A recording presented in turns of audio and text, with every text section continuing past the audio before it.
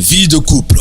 Qu'est-ce qui attire les jeunes filles chez les vieux? La question se fait de plus en plus poser ces derniers temps à cause de cas presque irréalistes apparus sur la toile. Le cas par exemple de la jeune actrice de cinéma hollywoodien Regina Daniels, mariée à un milliardaire nigérian en 2019. Je vous explique? Oui? Ok. Mais avant, laissez-moi vous présenter qui est Regina Daniels pour ceux qui ne la connaissent pas.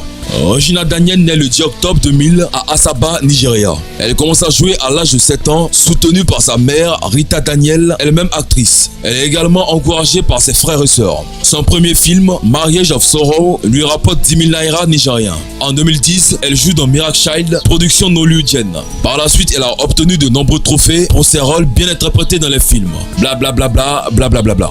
Maintenant que vous savez un peu d'elle, je vous explique comment s'est fait son mariage avec ce vieux milliardaire nigérian. Le 1er avril 2019, le site web d'actualité In Nigeria écrit que Ndwoko apportait un soutien financier à Regina Daniels. La publication est devenue virale et a été citée par de nombreux sites d'information au Nigeria. Daniel est alors largement critiquée par les fans et les Nigérians pour son mariage présumé avec le milliardaire de 59 ans. L'actrice et influenceuse Edinoza Idemidia, en réponse aux critiques, répond sur les réseaux sociaux qu'elle considère comme un honneur le fait que Regina Daniels devienne la 6e épouse du sénateur élu au lieu d'être cantonnée au rôle de maîtresse. Le 27 avril 2019, Ndwoko obtient un doctorat de l'Université fédérale des ressources pétrolières. À cette occasion, le chanteur Harry Song donne un concert pendant lequel Regina Daniels et Ndwoko sont aperçus dansant ensemble. Le 29 juin 2020, elle donne naissance à son premier enfant avec Woko. On va dire que jusque-là, le couple est assez heureux. Bon, maintenant que vous êtes informés de cette histoire, on continue avec notre sujet qui est de savoir qu'est-ce qui attire les jeunes filles chez les vieux. La question a été récemment posée aux internautes sur Facebook et plusieurs d'entre eux ont défendu la thèse selon laquelle la plupart des belles femmes ont un seul objectif lorsqu'elles acceptent de se marier avec un homme trop avancé en âge. C'est celui de faire fortune, d'avoir beaucoup d'argent ou de sortir de la pauvreté. À ce que je sache, je sais pas pour vous, mais moi, je n'ai jamais entendu une histoire selon laquelle une jeune fille se serait mariée avec un vieillard pauvre. Plusieurs internautes s'accordent d'ailleurs à dire que si Adams Oshomole, le gouverneur de l'état d'Edo au Nigeria, et sa femme l'ex-mannequin Lara Ford se sont mariés, c'est parce que cette jeune capverdienne était très attirée par l'importante fortune du gouverneur et non par la flamme d'amour. Il en est de même pour Regina Daniels et son mari Ndwoko. Beaucoup soutiennent fermement l'idée selon laquelle l'actrice hollywoodienne a accepté de devenir la femme de Ndwoko pour la seule raison qu'elle ferait une importante ascension de ses ressources financières.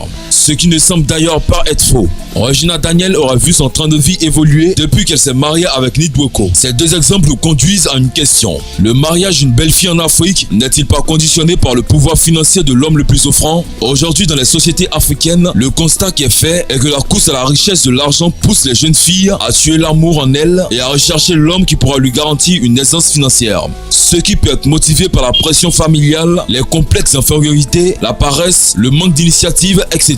Pourtant, les parents, les éducateurs et tout autre composant de la société doivent éduquer la jeune fille à cultiver l'indépendance financière à travers la formation à l'entrepreneuriat et à l'émanciper de la dépendance financière que leur imposent les hommes. La jeune fille aujourd'hui doit cultiver l'esprit d'indépendance financière. Et à partir de là, elle ne se verra plus contrainte de se marier à cause du pouvoir financier d'un homme. Et de se marier avec la personne que son cœur a choisi vraiment. Et ça, c'est très bien. Et si vous voulez mon avis, c'est à peu près similaire. Je trouve que quand nous naissons en tant qu'être humain, nous avons tous des challenges et des défis à relever, des peurs à affronter dans la vie. Pour ma part, les hommes sont plus contraints et éduqués de manière à affronter les propres peurs dans la vie, qui sont la peur de l'insécurité financière et bien d'autres. Quant aux femmes, l'éducation de la société ne leur permet pas d'affronter leurs propres peurs, ce qui fait qu'elles sont à la recherche fréquente des hommes pouvant les sécuriser financièrement, leur donner confiance en elles et les faire grandir.